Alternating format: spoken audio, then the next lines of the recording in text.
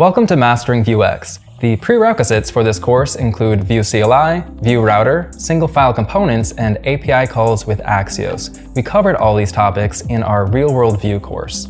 In the real-world Vue course, we built an application together. That is what we will be adding Vuex to throughout this course. So if you've already taken real-world Vue, you might just skip to the next video.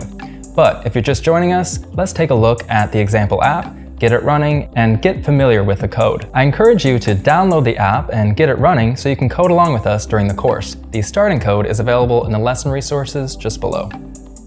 Once we navigate to the project in our terminal, we'll run npm install. This will install all the dependencies we need for the project. Then we'll install globally JSON server. This is a fake full REST API that we'll be using to make API calls. Then we'll run JSON server -- watch and tell it to watch our mock database db.json. We'll cover this more later. But first we'll open up a new tab, then run npm run serve, which will spin up our project at a local host. Here you see it's running at localhost 8080. If we navigate to that local host in a browser, we see our app running live. These events we're pulling in from our API call. If we click on an event, we see those events' details. And we're using Vue Router to navigate between these different pages. Now that we've seen the app running live, let's take a look at the actual project. We created our app with the Vue CLI, which gave us this directory structure. If any of this looks unfamiliar, you can check out our lesson on creating our project with the Vue CLI. But let's dive into the Vues directory and start exploring our code. The event create component is pretty simple. It's just this template with an h1. Event list is a lot more interesting. If we scroll down, we see that when this component is created, we're using our event service to get our events, then setting our data to be equal to the response we got from that call. And if we get an error, we're just console logging it.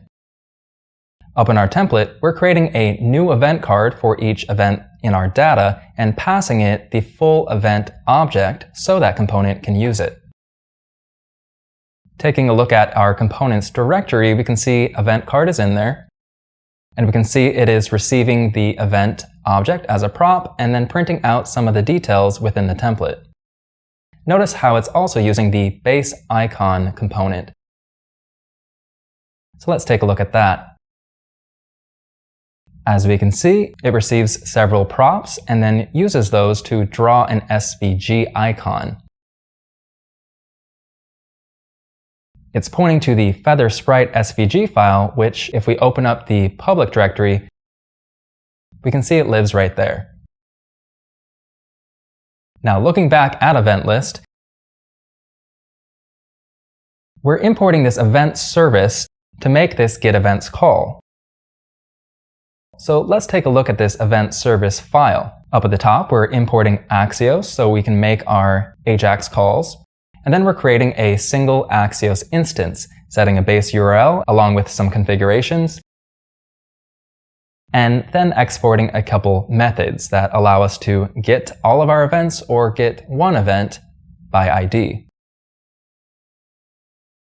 Looking in our db.json, this is our mock database, which contains the data for all of our events. This is the file we told our JSON server to watch from the command line earlier. So when we make these calls, we can see we are accessing this base URL and then getting either all of the events or just one of them. I'll show you what that looks like in the browser. If we go to localhost 3000/events, you can see that the JSON server is returning our events data. Now in our final page level component, we can see event show is also importing our event service and using the ID prop to get just an event by that ID. But where is event show getting this ID prop? To understand that, we have to understand how we're using Vue Router. Let's take a look. Inside of our router.js file, you can see we are importing Vue Router along with several components, then telling Vue to use the router. And in our routes, you can see our root route loads the event list component. When we go to event/create, we are loading the event create component. And then here at the bottom, when we go to the path event /ID, we are loading the event show component, and because we have props true, that means the dynamic segment, or in other words, the ID, is passed into the event show component as a prop. So this answers our question, where did event show get the ID prop? From the URL. Talking about our routes, if we look in the navbar component, we see we have these router links that link out to our routes.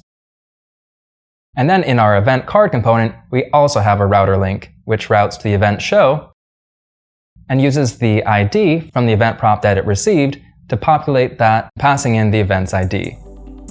So hopefully you've got the app running, you understand how it's working, and you're ready to master Vuex with me and Greg. See you in the next lessons.